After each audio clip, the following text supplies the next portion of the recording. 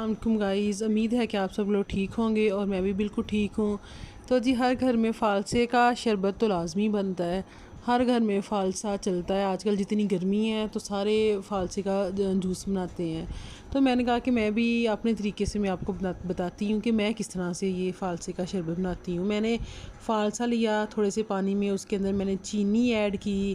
اور چینی آپ اپنی مرضی سے ڈال سکتے ہیں، کم بھی ڈال سکتے ہیں، زیادہ بھی ڈال سکتے ہیں۔ میں نے زیادہ بنایا تھا اس لیے میں نے زیادہ چینی ایڈ کی تھی، اور اس کے اندر ساتھ میں نے کالا نمک ایڈ کیا تھا، اور لوگ سادہ بھی ڈالتے ہیں لیکن کالے کا زیادہ ذائقہ ہوتا ہے۔ اچھا جی، یہاں پہ میں نے جوسر چلا لیا تھا، تو پھر جو میں کیا کرتی ہوں، میں نا اسے وہ ایک جو عام چھننی ہوتی ہے نا، اس سے میں نہیں اسے چھانتی۔ میں نا میں نے وہ جو چاولوں والی چھننی ہوتی ہے نا، اس میں یہ ڈال کے میں چھان لیتی ہوں۔ اس سے ایزیلی اس کے جو بیج ہوتے ہیں نا وہ سائڈ پہ ہو جاتے ہیں اور پانی ایزیلی اندر سے نکل آتا ہے۔ تو آپ بھی اس طرح ٹرائی کیجئے گا، ویسے زیادہ مشکل ہوتی ہے اور ایسے ایزی ہوتا ہے۔ اچھا، اس کے ساتھ ساتھ نا میں آپ کو بتاتی ہوں کہ جب انسان غم میں ہوتا ہے نا، تو غم کا سجدہ اللہ کو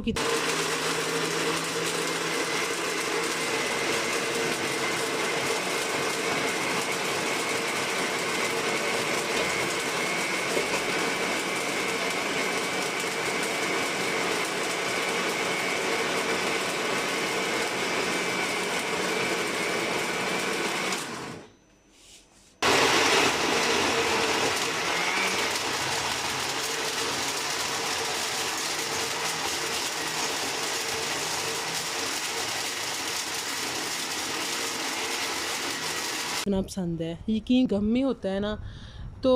کبھی کبھار ایسی تکلیفیں ہمیں ملتی ہیں کہ ہم اس تکلیف میں اتنا کھو جاتے ہیں کہ ہمیں پتہ ہی نہیں ہوتا کہ ہم کیا کریں۔ تو کبھی کبھار تکلیف ایسی ملتی ہے کہ انسان اتنا تھک جاتا ہے کہ جائے نماز پر بھی کھڑے ہونے کی ہمت نہیں رہتی، پھر یوں ہی انسان سجدے میں گر جاتا ہے، نہ کوئی گلہ کرتا ہے اللہ سے، نہ کوئی شکایت کرتا ہے، نہ زبان سے کچھ کہہ سکتا ہے، نہ کچھ بیان کر سکتا ہے۔ بس ایک ہی دل میں بات کہہ رہا ہوتا ہے کہ یا اللہ اب میں بہت تھک گئی ہوں، بہت زیادہ۔ پھر طویل سجدہ ہوتا ہے، آنسوؤں کا سلسلہ رواں ہوتا ہے، اور تھکاوٹ سے بھرا ہوا جسم ہمارا ہوتا ہے جو تھک کر گر جاتا ہے۔ اور تو پھر ایسے ہی جب انسان تھک جاتا ہے اور ٹوٹ کر چور ہو جاتا ہے، تو پھر اللہ اسے اپنی آغوش میں لے لیتا ہے۔ تو یقین کریں جب ہمارے غم کا یہ جو سلسلہ چل رہا ہوتا ہے نا، تو ہمارے غم کو کوئی دور کرنے والا نہیں ہوتا، تو پھر وہ اللہ ہی ہوتا ہے جو ہمارے غم کو دور کرتا ہے اور ہماری پریشانیاں ختم کرتا ہے۔ اچھا، تو میں نا آپ کو اس کے ساتھ ساتھ ایک اور اچھی چیز بتاتی ہوں کہ آپ نے اپنے غم کو سب سے پہلے آپ نے سجدہ کرنا ہے، اور اپنے غم کا اظہار صرف اپنے اللہ سے کرنا ہے۔ تو دیکھیں آپ کے غم کتنے دور ہوتے ہیں، اور آپ کو دلی سکون ملے گا کہ آپ نے سجدے میں جب سر رکھا اور اپنے اللہ سے التجا کی، اپنے اللہ سے سوال اٹھایا، اپنے اللہ کے ساتھ اپنا سوال بیان کیا، تو آپ کو کتنا سکون ملے گا۔ تو اچھا، میں اس کے ساتھ ساتھ نا میں آپ کو ایک اور اچھی چیز بتانا چاہتی ہوں کہ جو بچے بہت زیادہ بدتمیز ہوتے ہیں جن گھروں میں اب جیسے ہی یہ سمر ویکیشن کی چھٹیاں آئی ہوئی ہیں، اور زیادہ ماؤں کا یہ ہوتا ہے کہ وہ بچے، ظاہری بات ہے چھٹیوں میں تو بچوں نے ماؤں کے پاس ہی رہنا ہوتا ہے، تو پھر جو بچے بہت زیادہ بدتمیزی کرتے ہیں، آپ ان کو کس طرح طریقے کے ساتھ آپ انہیں سمجھا سکتے ہیں؟ اگر دیکھیں، سب سے پہلے تو جو بچے کو ڈانٹنا نہیں چاہیے۔ سب سے پہلے آپ بچے کو ڈانٹیں نہیں، اور سکون سے اس کو سمجھیں کہ وہ ایسا کیوں کر رہا ہے۔ جب بچہ ضد کرتا ہے یا بدتمیزی کر رہا ہوتا ہے تو آپ اسے سکون سے سمجھیں کہ وہ ایسا کیوں کر رہا ہے۔ پھر جب بچہ جن بچوں کے ساتھ رہتا، ان کا مشاہدہ کریں کہ وہ کوئی غلط بچے تو نہیں ہیں، اور وہ جن بچوں کے ساتھ کھیل رہا ہے کہ وہ بچے بدتمیز تو نہیں ہیں۔ اگر باقی بچے بھی بدتمیز ہیں تو یہ بھی بن چکا ہوگا۔ آپ نے پھر اسے کیسے ٹھیک کرنا ہے؟ پیار سے اپنے بچے کو ان سے آپ الگ کر لیں۔ اگر جو بچے بدتمیز ہیں، آپ بڑے پیار سے ان بچوں کے ساتھ اسے کھیلنے نہ دیں۔ اگر بچہ بھوکا ہو، تھکا ہو، یا بہت زیادہ اسے تھکاوٹ ہوئی ہو یا کسی تکلیف کی وجہ سے وہ ضد کر رہا ہو، تو پھر تب وہ ایسا آپ کر سکتے ہیں کہ اس بچے کو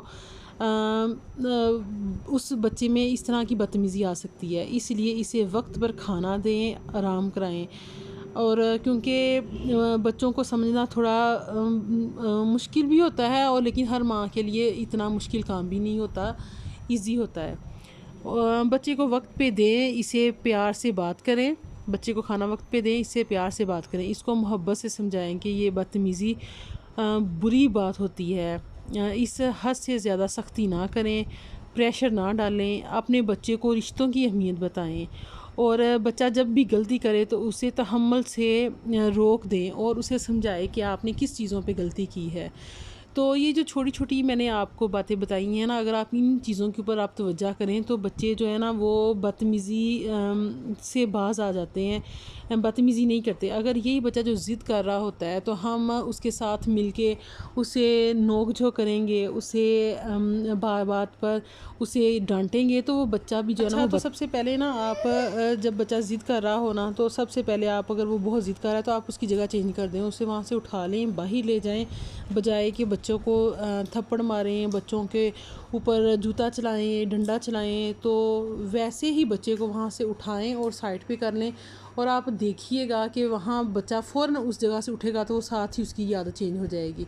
تو یہ چھوٹی چھوٹی باتوں کا آپ خیال رکھیں۔ مجھے امید ہے کہ آپ کو یہ میری ویڈیو سے کچھ آپ کو چند باتیں سیکھنے کو ملیں گی، تو آپ اس طرح بچوں کو بلا وجہ مارے گا نہیں،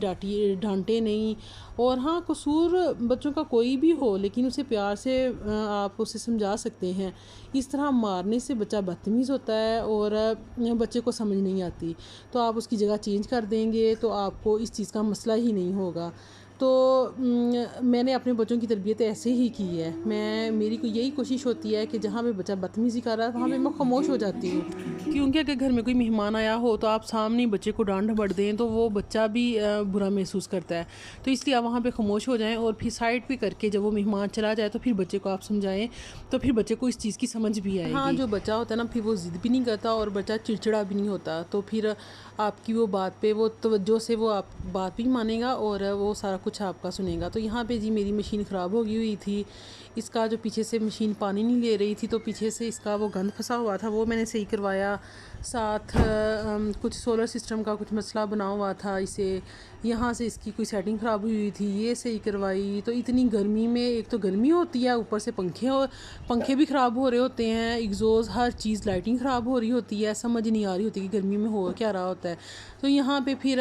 میرا وہ دیکھیں آپ، وہاں پہ ایگزوز ہے وہ بھی وہ اتار کے لگے ہوئے ہیں، اور کچن میں گرمی بہت زیادہ تھی، ادھر سے بھی ہم نے ایگزوز اپنا صحیح کروایا تھا، اور پھر آپ نے یہ سائڈ پہ اتنی اس میں کمرے میں کچن میں ہیٹ ہو جاتی تھی نا، یہ سارا سسٹم اس کا صحیح ہو رہا ہے، تو یہ سارے سوئچ وغیرہ بھی سارے ٹھیک ہو رہے ہیں۔ تو آپ بھی ویٹ کر رہی ہوں، کچن میں گرمی بڑی ہے اور کھانا بھی بننا ہے، تو جی آپ کو میری اگر ویڈیو پسند آئی ہو تو آپ اسے لائک کریں، شیئر کریں، کمنٹ کریں، اور اگر کوئی بھی آپ کو اچھی بات لگی ہو تو آپ اپنے بچوں کے ساتھ وہی والا عمل کریں جو میں نے آپ کو سمجھایا ہے، تو اس سے آپ کے بچے کی تربیت بھی اچھی ہوگی۔ تو کچن میں بہت زیادہ گرمی ہے، تو بس ویٹ کر رہی ہوں کہ وہ جلدی سے آئیں، پلمبر کہتے ہیں، پلمبر ہی ہوں گے نا وہ۔ اور اچھا جی، یہاں پہ میری ویڈیو اینڈ ہوتی ہے، تو اللہ حافظ، ملتے ہیں اپنی نیکسٹ ویڈیو میں۔